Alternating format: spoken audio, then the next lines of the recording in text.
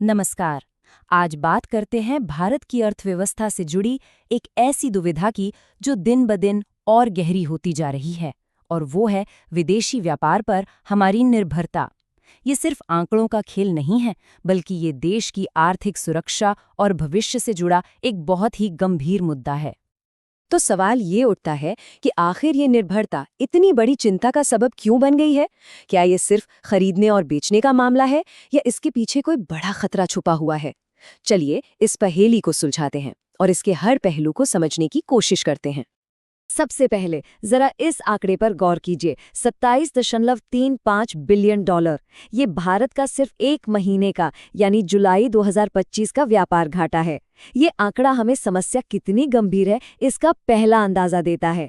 ये कोई छोटी मोटी रकम नहीं है, बल्कि एक बहुत बड़ी आर्थिक खाई है। तो चलिए सबसे पहले इस बढ़ते हुए व्यापार घाटे की जड़ को समझते हैं। आखिर ये है क्या? बहुत सीधे शब्दों में कहें तो जब हम दूसरे देशों से सामान ज्यादा खरीदते हैं और उन्हें बेचते कम हैं, तो जो अंतर पैदा होता है वही व्यापार घाटा है। और भारत के लिए ये खाई लगातार चौड़ी होती जा रही है। और देखिए, ये कोई एक दो बार की बात नहीं है। जरा इस ट्रेंड पे नजर डालिए। जनवरी 2025 में घाटा लगभग 23 बिलियन डॉलर था। मार्च में ये 21.54 बिलियन डॉलर पर पहुंच गया, जो उस महीने के लिए पिछले 5 सालों में सबसे ज्यादा था। और जैसा हमने देखा, जुलाई में ये 8 महीने के सबसे ऊंचे स्तर पर पहुंच गया। ये ट्रेंड साफ दिखाता है कि समस्या सिर्फ बनी हुई नहीं है, बल्कि हर महीने और ज्यादा गंभीर होती जा रही है। अब हम आते हैं इस कहानी के सबसे अहम किरदार पर, चीन। भारत के व्यापारिक असंतुलन के पीछे जो एक सबसे बड़ा कारण है, वो है चीन पर हमारी असाधारण निर्भरता। ये आंकड़ा सच में चौंकाने वाला है, 99.2 बिलियन डॉलर। ये भारत का चीन के साथ रिकॉर्ड तोड़ व्यापार घाटा है। ये दिखाता है कि हम चीन से जितना खरीदते हैं उसकी तुलना में उसे बहुत ही कम बेच पाते हैं, और यही असंतुलन हमारी आर्थिक कहानी का एक बड़ा विलन बन गया है। तो हम चीन से ऐसा क्या मंगा रहे हैं जो इतना बड़ा असंतुलन पैदा कर रहा है? जैसा कि यहाँ देख सकते हैं, ये रोजमर्रा का सामान नहीं है। हम बात कर रहे हैं इलेक्ट्रॉनिक्स की, सोलर सेल्स की, बैटरीज की और दूसरे कई हाईटेक कंपोनेंट्स की।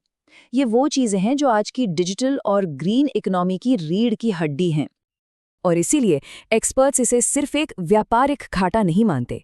जैसा कि इस विश्लेषण में कहा गया है, ये एक ढांचागत जोखिम है। इसका मतलब ये है कि हमारी अर्थव्यवस्था की नींव ही किसी एक देश से आने वाले माल पर इतनी ज्यादा टिक गई है कि अगर उस सप्लाई चेन में जरा सी भी गड़बड़ होती है तो उसका असर बहुत गहरा हो सकता है। चलिए अब चीन से थोड़ा आगे बढ़कर पूरी दुनिया के साथ भारत के व्यापार की बड़ी तस्वीर को देखते हैं।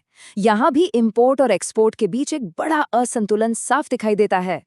मिसाल के तौर पर अप्रैल 2025 का ये डेटा देखिए। भारत ने 38.49 बिलियन डॉलर का सामान एक्सपोर्ट किया, लेकिन इंपोर्ट किया 64.91 बिलियन डॉलर का। ये अंतर साफ साफ दिखाता है कि हम दुनिया को जितना बेच रहे हैं उससे कहीं ज्यादा खरीद रहे हैं। तो हमारे इंपोर्ट बिल को इतना ज्यादा क्या बढ़ा रहा है? मुख्य रूप से 3 चीजें। पहला, कच्चा तेल, जिसके बिना हमारी गाड़ियां और फैक्ट्रियां नहीं चल सकती। दूसरा, उर्वरक यानी फर्टिलाइजर्स, जो हमारे किसानों के लिए बेहद जरूरी हैं। और तीसरा, इलेक्ट्रॉनिक्स, जिसकी भूख हमारे देश में लगातार बढ़ती ही जा रही है। तो इन सभी आंकड़ों का निचोड़ क्या है? बहुत सीधा और सरल। भारत अपनी घरेलू जरूरतों को पूरा करने के लिए, चाहे वो ऊर्जा हो, खेती हो या टेक्नोलॉजी, बाहरी स्रोतों पर बहुत ज्यादा निर्भर करता है। तो क्या इस समस्या से निकलने का कोई रास्ता है? बिल्कुल है। भारत अब अपनी व्यापार नीति में बड़े बदलाव लाने की कोशिश कर रहा है ताकि इस निर्भरता को कम किया जा सके। चलिए देखते हैं कि वो रणनीतियां आखिर हैं क्या। एक बेहतरीन उदाहरण फार्मा इंडस्ट्री का है। भारत दवाइयों का एक बहुत बड़ा एक्सपोर्टर है, लेकिन इसकी बिक्री काफी हद तक अमेरिकी बाजार पर निर्भर है। अब रणनीति ये है कि अफ्रीका, लैटिन अमेरिका और दक्षिण पूर्व एशिया जैसे नए बाजारों में पहुंच बनाई जाए ताकि जोखिम को कम किया जा सके। लेकिन यहाँ एक बहुत बड़ा पेंच है।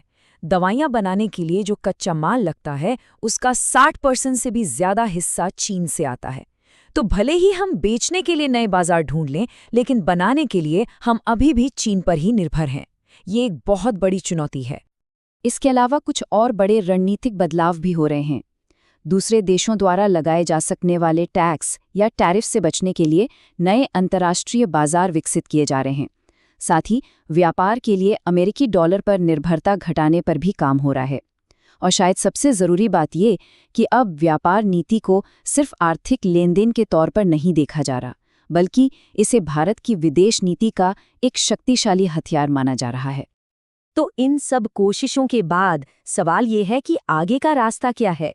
आर्थिक आत्मनिर्भरता के लिए वो कौन से ठोस लॉन्ग टर्म समाधान हैं जिनकी भारत को जरूरत है? जानकारों के अनुसार रास्ता 3 तरफा है।